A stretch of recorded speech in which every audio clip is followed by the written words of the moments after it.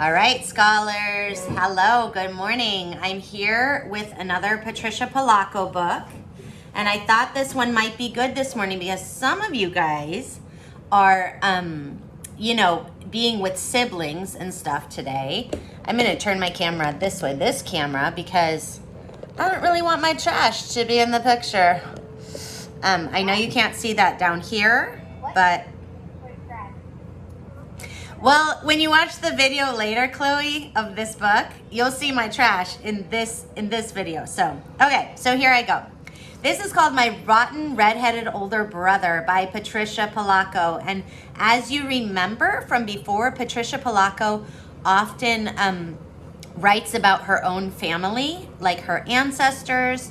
And in this case, she's actually writing about herself when she was a kid. And so this is pretty cool because you might write a story like this too. Okay, my rotten redheaded older brother. And I don't know if you can see this, but in these pictures, they're like pictures of her family. And let's see, stuff like that. Chloe, are you tuned in? Yeah. Okay, awesome.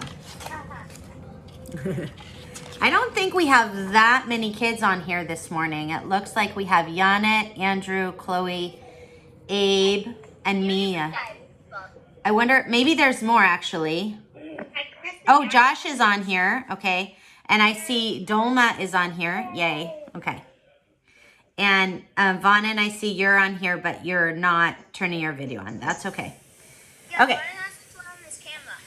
Yeah, I know. You know what? If he will turn on his camera, I would love that. But if not, oh well. Okay. My brother and our mother and I all lived with my grandparents on their farm in Union City, Michigan. Now, my babushka, my grandmother, knew lots of things. She knew just how to tell a good story. She knew how to make ordinary things magical. And she knew how to make the best chocolate cake in Michigan. After she told my brother and me a grand tale from her homeland, we'd always ask, "Bobby, is that true?" She'd answer, "Of course it's true, but it may not have happened." Then she'd laugh. Good morning, Dolma. Nice to see you, sweetie pie. What do you think she meant by that? Of course it's true, but it may not have happened. That's funny, huh? Now, I knew that she loved me all right, but I couldn't quite understand how she could even like my older brother, Richard. He had orange hair that was like wire. He was covered in freckles and looked like a weasel with glasses. The one thing that my bubby didn't seem to know was how perfectly awful my brother really was. Mind you, he was always nice whenever she was around us. But as soon as she'd leave, he would do something terrible to me and laugh. I'm going to make a text-to-self connection because that's exactly what was happening with my kids this morning. They were being terrible to each other when we were not in the room. Has that happened at all in your house? Has anyone been terrible to each other? Okay, here we go. There were so many things that I couldn't stand about him. The worst was that he was always telling me he could do just about everything better than I. "Bet I can pick more blackberries than you can," he jeered at me one day. "No, you can't." "Can so." "Can not." "Can," he whispered. "Not," I said louder. "Can," he whispered so low that I could hardly hear him. "Not!" I screamed back. Oh, goodness. We both picked berries for most of the afternoon.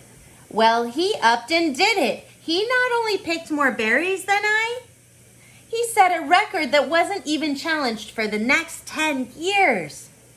"You make me sick, Richard Barber," I yelled at him. Then he smiled that smile that only a rotten, red-headed older brother could smile.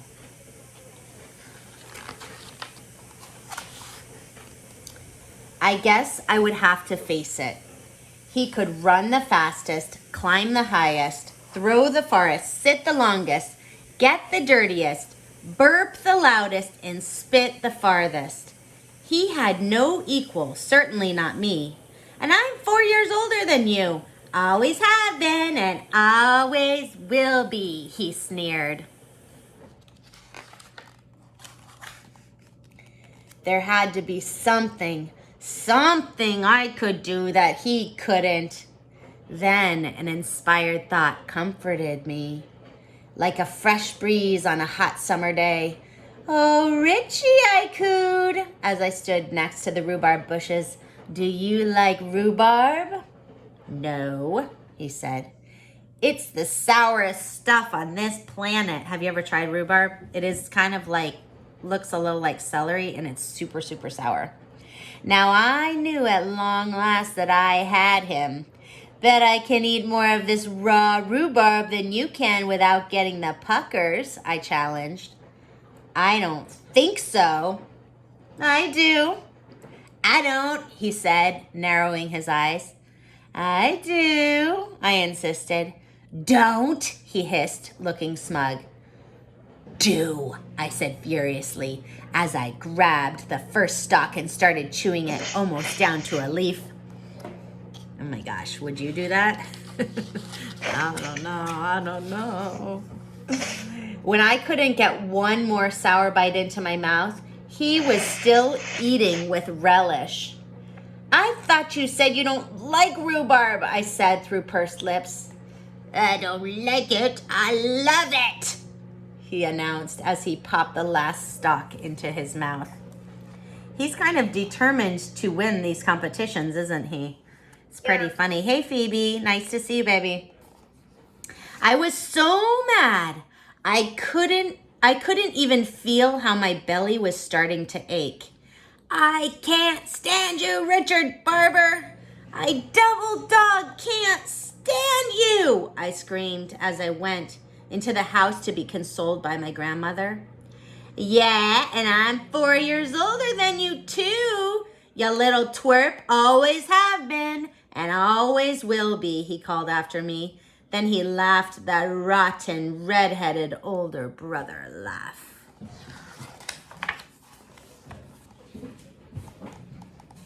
Okay. That night at dinner, I could hardly eat.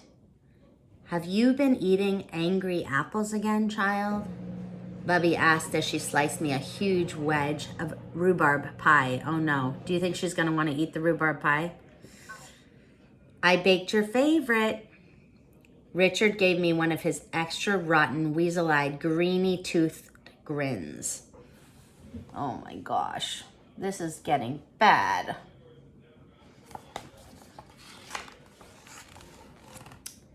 At bedtime, my bubby came and sat on the edge of my bed like she did every night.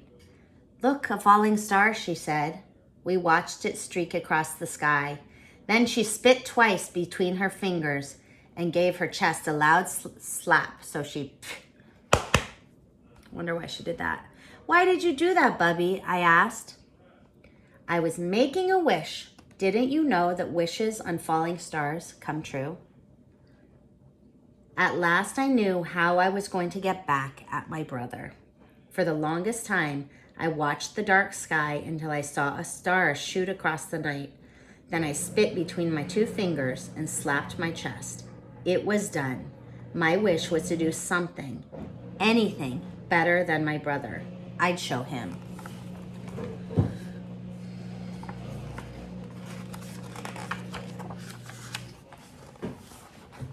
Come over on this side. Oh. Okay. The next morning, all I could think about was my wish. Let's see.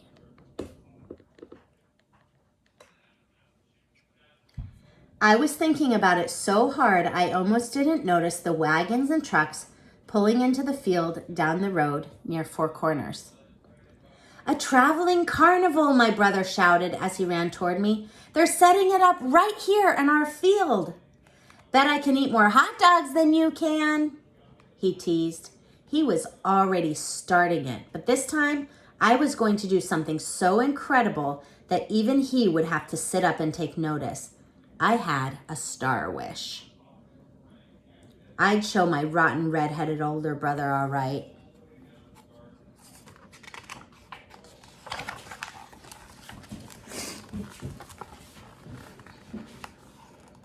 That night, I ran straight for the merry-go-round. We must have taken 50 turns on that carousel, but then my brother got off. I stayed on. I went around and around and around. I knew I could do this longer than you. Oh, I knew I could do this longer than you, I shouted to my brother, feeling proud, but just a bit dizzy. Patricia, I heard my bubby call out.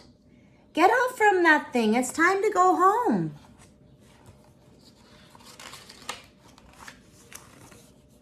The last thing I remembered was stepping off from the platform. Next thing I knew, I woke up with Bubby sitting on the edge of my bed. Mom and Grandpa were there too.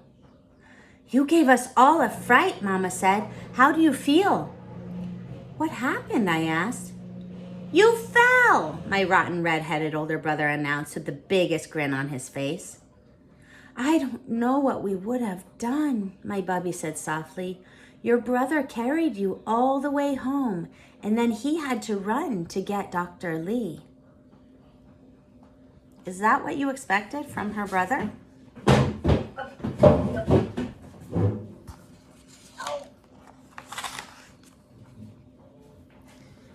You had to have stitches. I watched it all, he said excitedly.